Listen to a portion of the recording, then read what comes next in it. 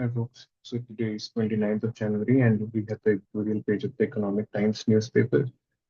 So this is the article which I've identified maybe which is relevant for any of the regulatory body preparation.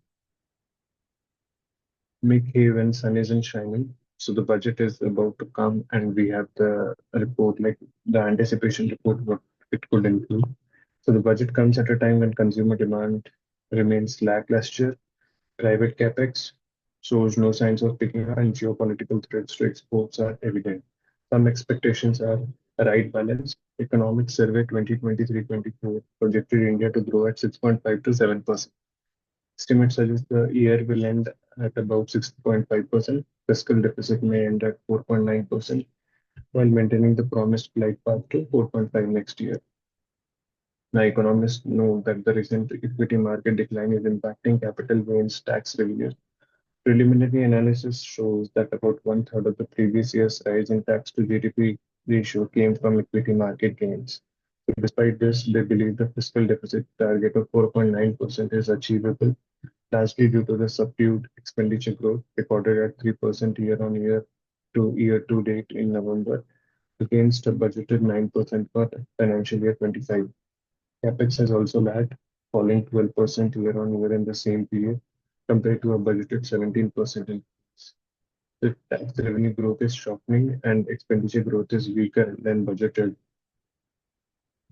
The fiscal deficit target will likely to be met, but for reasons different from those anticipated. However, it's crucial to ensure sufficient expenditure to support growth. Government of India's continued investment in infrastructure will be vital to sustaining growth momentum. The capital outlay in budget 2024 was 11.11 lakh crore. SEBI has proposed increasing capex in financial year 26 by 15% over financial year 25.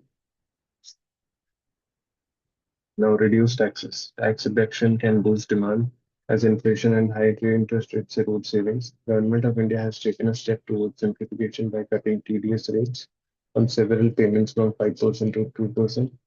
Further streamlining TDS or TCS rates into a simple 2 or 3 tier structure could help minimize disputes. The tax demands and refunds continue to be an issue. Setting up a new independent forum will build confidence among taxpayers who can come forward to settle matters instead of pursuing litigation.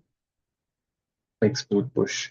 With FDI inflows recovering gradually and portfolio inflows sluggish, Kanjul Bhandari predicts balance of payment surplus could shrink from an annualized $50 billion over the past 2 years to the 10-year average of $25 billion. It would shrink from annualized 50 billion over the past 2 years to the 10-year average. Okay, sustained focus on exports and reducing import dependencies as advocated by Government of India remains crucial. Sustaining sustainability. India has a set of achieving net zero by 2070. To make this goal a national vision document is essential, outlining clear objectives, strategies, and initiatives to promote circular practices across sectors. Reviewing the priority sector lending framework to include climate adaptation and risk mitigation activities like clean transportation, EV charging infrastructure, sustainable water and waste management, and recycling would drive progress. Budget allocations for Swachh Bharat mission have supported rural sanitation over 7,000 crore and increased focus on urban sanitation with 5,000 crore since 2023-24. However, addressing climate vulnerabilities that threaten water, sanitation, hygiene, infra like floods, droughts, and contamination is critical. To build resilience, a dedicated budget for climate adaptive infrastructure, community solutions, capacity building, and integrated waste and water management is recommended.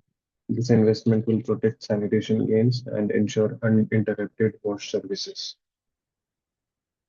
Public health booster. Public health care expenditure reached 2.1% of GDP in financial year 23, significantly below the OECD and BRICS averages of 7.6% and 3.6% respectively. Strengthening healthcare infrastructure, ensuring equitable access, and advancing towards universal health coverage goals are essential. Import duties on life-saving equipment could be reduced, also increasing the depreciation rate for such equipment from 40% to 60% would account for their short lifespan and rapid technological advancements. To meet rising healthcare demands under Ayushman Bharat, the Government of India could offer 50% of additional depreciation on investments in diagnostic equipment, promoting preventive healthcare through tax incentives for medical checkups and health insurance, both personal and corporate, would encourage early treatment, saving both costs and lives. To working women, commuting from work home to work is often a barrier for women in the manufacturing sector. Government of India could consider allowing CSR funds for establishing and maintaining works, dormitories, and daycare centers. Jobbing, encouraging job creation and skilling and extending employment-linked benefits are crucial to addressing unemployment and unlocking the demographic dividend. That is all. Thank you.